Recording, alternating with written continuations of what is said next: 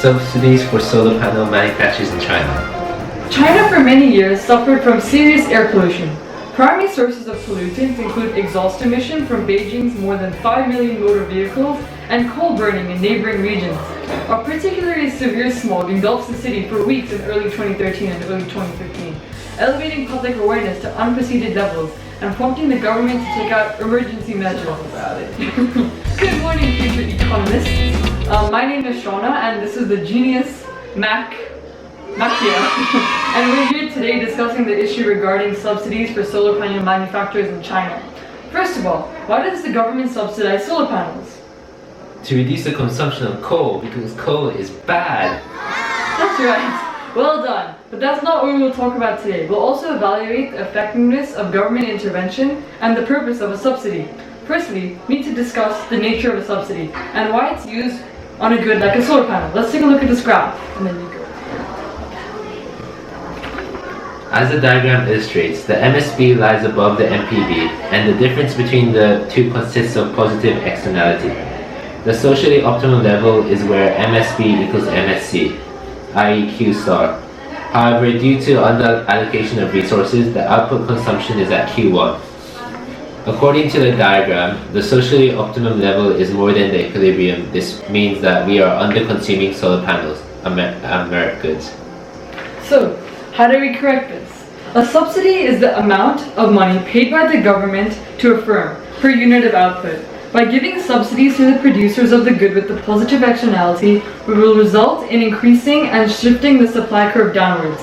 This will lead to the MSC curve shifting to MSC plus subsidy, which means that high output and consumption at a socially optimum level, Q star, and at lower prices from P1 to P star. Here's the graph. Solar panels are substitutes to coal as an energy source. Substitutes are products that are perceived as similar or the same as another product, meaning they only need one of the product as they have the same or similar function. Despite the fact that coal is the cheapest and most commonly used fuel in the world, the reason that we don't want to consume it is due to its negative externalities, as coal is a demerit good and comes with the consequence of global warming. Global warming is the biggest environmental crisis of our time. It is a gradual increase in the Earth's temperature due to the increased burning of fossil fuels, agriculture, and other human activities. One of the biggest contributors to global warming is the burning of coal to produce energy or heat. This releases a huge amount of carbon dioxide and other greenhouse gases. Demerit goods are goods which are deemed to be socially undesirable and which are likely to be overproduced and overconsumed through the market mechanism. Examples of demerit goods are coal, alcohol, and cigarettes. The consumption of demerit goods imposes considerably negative externalities on society as a whole, such as the positive costs incurred by the individual consumer are less than the social costs experienced by society in general. For example, coal producers not only damage their own health, but also impact a cost on society in terms of those who inhale the smog and additional costs to National Health Service dealing with these respiratory-related diseases. Thus, the price that the consumers pay for the energy usage from coal is not related to the social cost which they give the rise, i.e. the marginal cost will exceed the market price and overproduction and overconsumption will occur, causing the misallocation of society's scarce resources.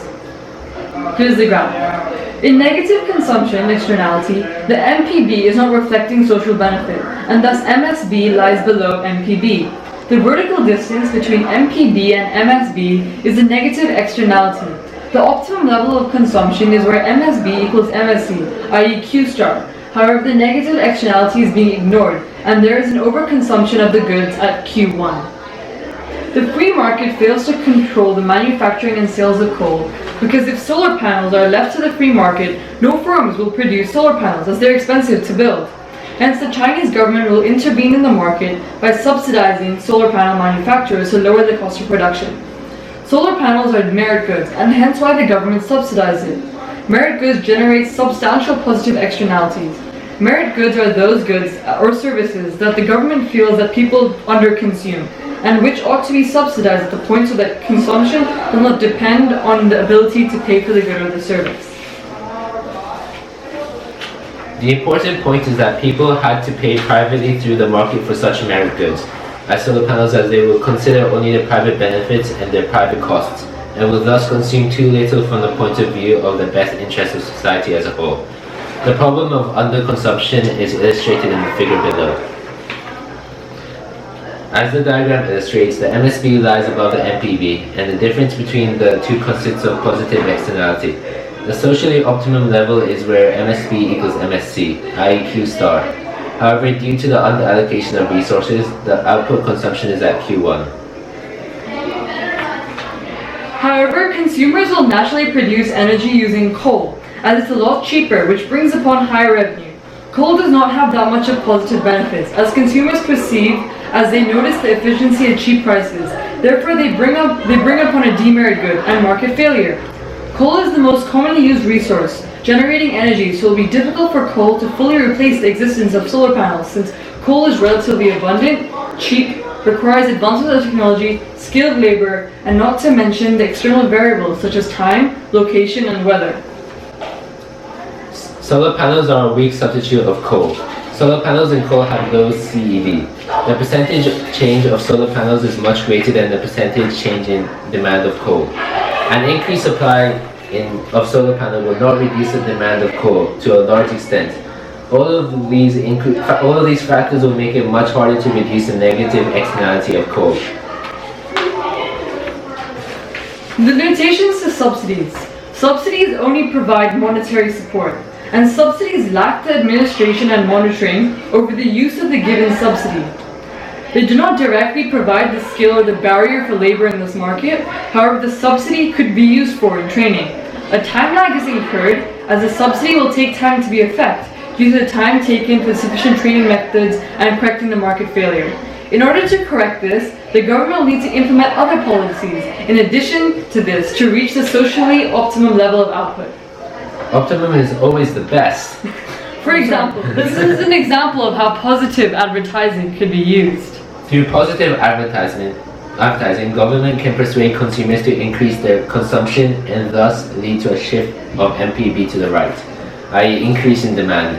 If the MPB curve shifts enough, it will coincide with MSB and Q star will be produced and consumed. So how is the current situation in China dealing with this?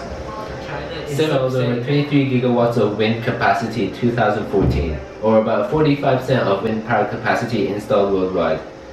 According to the Global Wind Energy Council, the country currently boasts over 114 gigawatts of installed wind capacity, nearly one-third of the total global capacity. Beijing to aggressively pursue new wind and solar panels as part of its war on pollution. The government is preventing overuse of demerit goods, coal factory, by providing subsidy to producers who build solar panels. The government does not know how much exactly to subsidize. Also, the subsidizing will not eliminate firms from producing coal, as they earn a massive revenue from it. However, there might be better uses, for example hydropower or wind turbines. But is the usage of solar panels misguiding or unfair? Misguiding.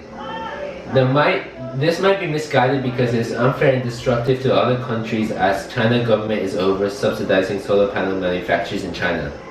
2 years ago, EU lowered the minimum import price for solar modules, and it is now rising it back up again. The EU is considering cutting back subsidies for the solar panel industry. As a result, it may impose a larger fine on Chinese firms to compensate solar companies in Europe. Also, one of the biggest concerns about solar panels is the land usage. Larger utility scale solar facilities can raise concerns about deforestation, land regulation, or habitat loss. The local firms will not suffer from receiving subsidies. However, the government will benefit from receiving more import taxation, which generates government revenue, where they can produce public goods, education, and healthcare. Solar panel and the coal industry are a market failure. We should promote solar panel because it has positive externalities. However, in conclusion, reality, due to the fact that coal has a much lower cost, consumers would naturally prefer to coal rather than solar panels. Nonetheless, we can solve this problem by lowering the cost of solar panels with the help of subsidies from the government. The problem is government subsidies on solar panel manufacturers cannot overcome the total market revenue on its own. Therefore, we should be using other methods as well. Thank you for listening. Yeah. Done. Yes. Okay, good.